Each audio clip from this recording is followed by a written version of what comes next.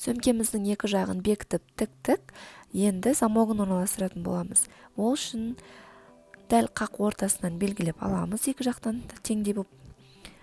Және де замоктың үстіңгі бөлігін орналастыратын боламыз. Ол үшін ілгектің көмегімен қақ ортасындағы астыңғы жіптің екеуін шығарып аламыз. Және де замокқа кіретіндей етіп жіңішкертеміз. Замокты осы тұсқа орналастырып, арнайы өзінің болты арқылы айналдырып бекітеміз.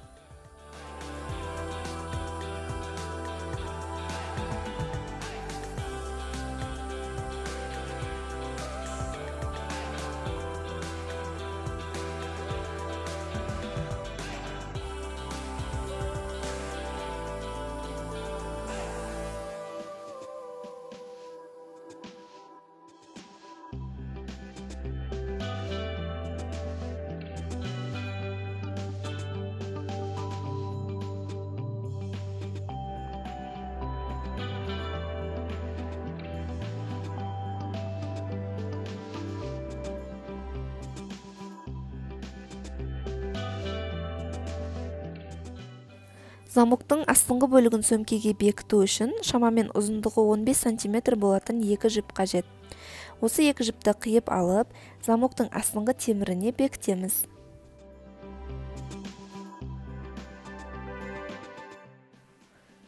Сөмкені жапқан кезде екеуі бір-біріне сәйкес келуі үшін астыңғы бөлігін осылай белгілеп аламыз. Және жіптерді аралықтан өткіземіз ілгек арқылы, босап кетпейтіндей етіп мықтап байлап тастаймыз.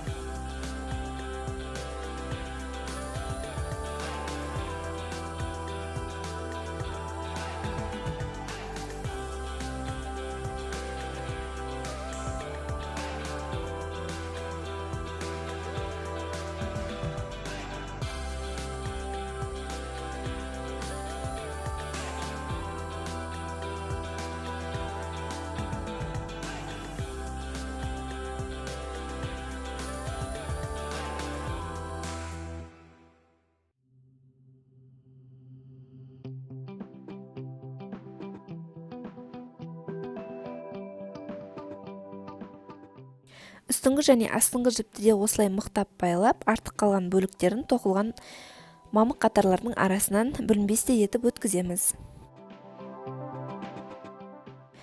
Ал енді сөмкеміздің үстіңгі бөлігіндегі ручкасын жасайтын боламыз. Ол үшін екі жағында теңдей етіп белгілеп алып, арнайы фурнитураны сол аралыққа бекітеміз, орналастырамыз.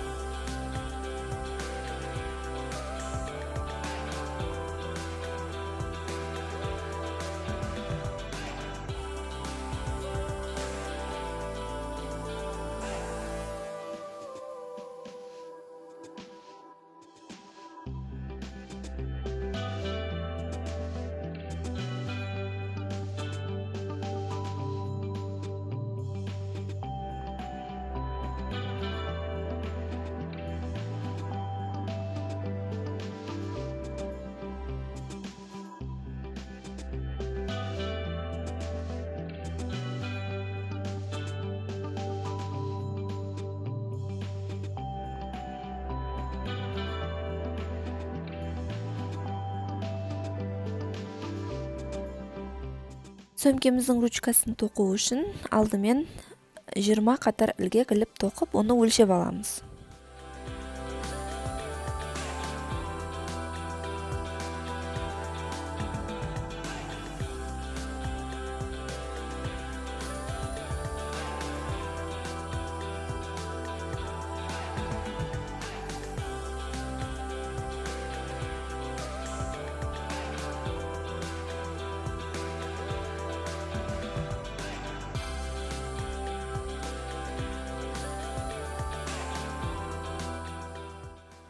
жарты ай секілді дөңгелек болып тұруы үшін 20 қатар жеткіліксіз болады. Сондықтан тағы 3 рет іліп алып, барлығы 23 рет іліп алу арқылы сөмкеміздің екі жанын тоқыған секілді етіп тоқимыз.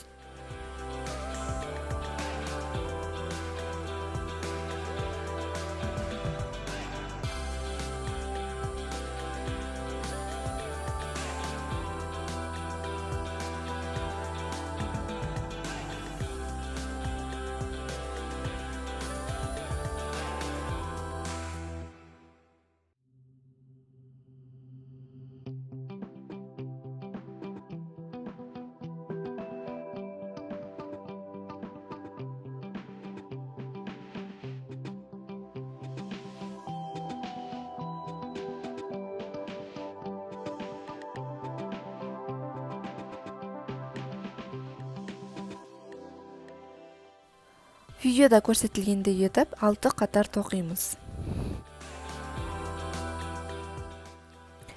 Барлығы 6 қатарды тоқып болған соң қосымша бір ілгек іліп аламыз да, осы қатарды бір-біріне беттестіріп, видеода көрсетілгендей етіп, бекітпе тігісі секілді тоқимыз.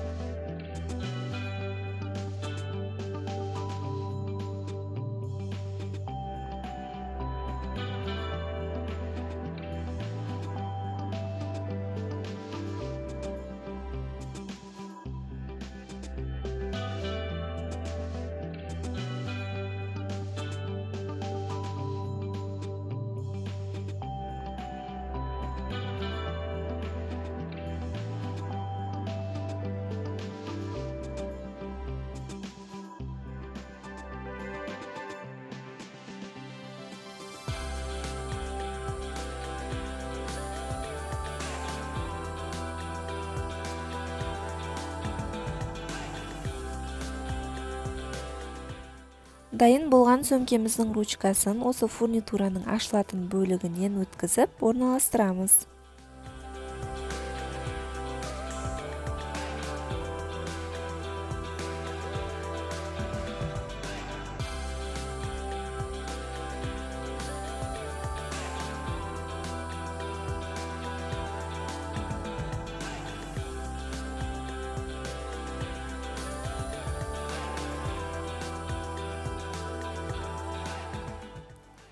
Сөмкеміздің иыққа тағатын ұзын бауын тоқимыз. Ол үшін арнайы фурнитураға жіпті ілгектен өткізу арқылы видеодағыдай етіп 3 рет тоқимыз.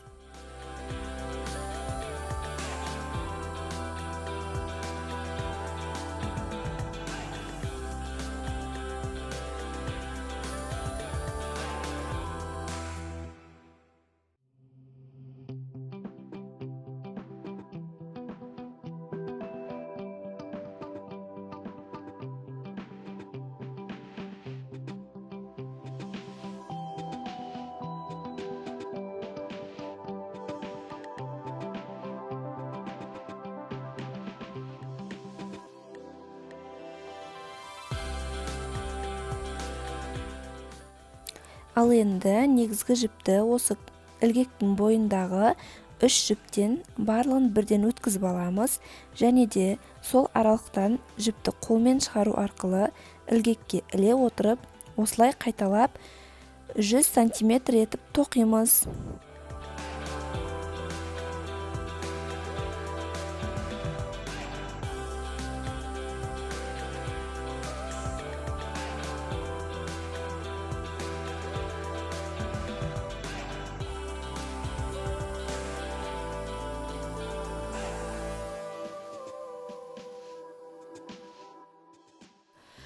Ұзын бауымызды 1 метр болатындай етіп тоқып алдық. Енді 10 см жіпті артық қалдыра отырып қиямыз, және оны екінші фурнитураға видеода көрсетілгендей етіп бекітіп тоқимыз.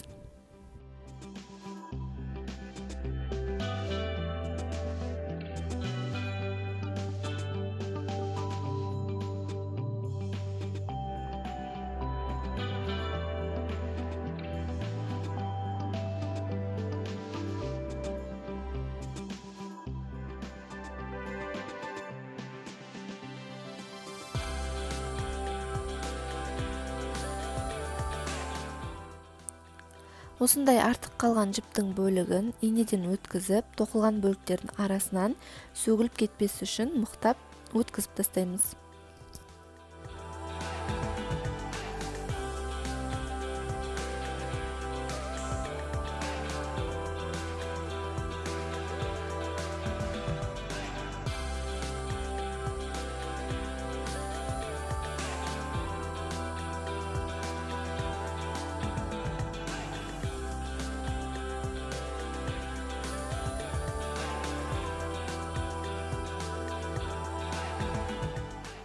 Осылайша біздің сөмкеміз толықтай дайын болды.